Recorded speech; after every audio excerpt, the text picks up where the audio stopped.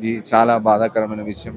Actually Praveen Pragada గారు అందరికీ ఒక ఆదర్శంగా ఎప్పుడు ఒకరిని మనిషిని మనిషిగా చూడండి అని చెప్పారు తప్పితే క్రిస్టియానిటీ అంటే ఒక మతము కాదు, ఒక విశ్వాసము, జస్ట్ ఒక మనిషి ఒక మార్పు అనేది చెప్పాడు. మనిషిని మనిషిగా చూస్తేనే మనం ఎప్పుడు సంతోషంగా ఉంటాం. కానీ ఇలాగా అవి ఒక బ్రదర్ని ఘోరంగా ఇదైతే అనుమానాస్పదంగానే ఉంది. ప్రభుత్వాలు ఇకనైనా మేము కూడా ఉంటుంది ఇండియాలోనే. మేము ప్రతి ఒక్కరికి నేర్పేది ఒకటే, అందరూ కలిసి ఉండాలి, అందరూ బాగుండాలి అనేది మేము కోరుకునేది. ప్రభుత్వానికి ఇరు రాష్ట్ర తెలంగాణ ఆంధ్ర ప్రభుత్వాలకు చెప్పేది ఒకటే, ఇద్దరు సీఎంలకు ప్రధానమంత్రులకు అందరికీ చెప్పేది ఏంటంటే అందరినీ ఒకే విధంగా చూడండి, ఒకే దృష్టితో చూడండి.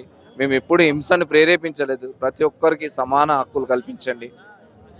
ఇది చాలా బాధాకరమైన విషయం. వారి కుటుంబానికి శాంతి కలగాలని, ఆయన ఆత్మకు శాంతి కలగాలని ఈ యొక్క ప్రార్థన. Thank you. మేము ఇక్కడ ఏ మతాన్ని కించపరచట్లేదు, లేదా ఏ రాజకీయ నాయకుల వ్యక్తులను కూడా మేము దూషించట్లేదు. కానీ ఇంత పక్కాగా ఇన్ని ఎవిడెన్స్లు ఉన్నా సరే గవర్నమెంటు, పోలీస్ డిపార్ట్మెంటు చేతగానితనంగా ఈవెన్ సీసీటీవీ ఫుటేజ్ కూడా మొత్తం రిలీజ్ చేయకుండా ఏమన్నంటే చూపిమంటే వాళ్ళ ఫ్యామిలీ మెంబర్స్ వరకే చూపిస్తాం, ఓన్లీ వాళ్ళ వరకే చూపిస్తాం, ఇది పెద్ద ఇష్యూ అవుతుందని హడావుడి చేస్తున్నారు.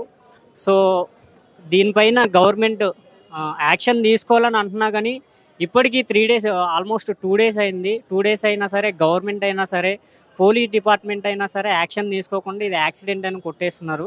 సో దీన్ని మీరు పరిగణలోకి తీసుకొని న్యాయం చేయాలని కోరుతున్నాం. అండ్ అట్లాగే సోషల్ మీడియాలో ఇప్పుడు అన్న మరణానికి సంబంధించి చాలామంది ఒక ఆ, అసభ్యకరంగా పోస్టులు పెడుతూ కుక్క చావు చచ్చాడు, లేదా అట్లా చచ్చిండు, లేదా తాగి పడిపోయిందని చాలా అసభ్యకరమైన పోస్టులు అయితే పెడుతున్నారు. సో వాళ్ళ మీద కూడా మీరు చర్యలు తీసుకొని ఈ యొక్క అన్నకి జరిగిన అన్యాయాన్ని మరెవరికి జరగకుండా గవర్నమెంట్ అయినా సరే, పోలీస్ డిపార్ట్మెంట్ అయినా సరే, తెలంగాణ రాష్ట్ర ప్రభుత్వం, ఆంధ్ర రాష్ట్ర ప్రభుత్వం న్యాయం చేయాల్సిందిగా కోరుచున్నాం.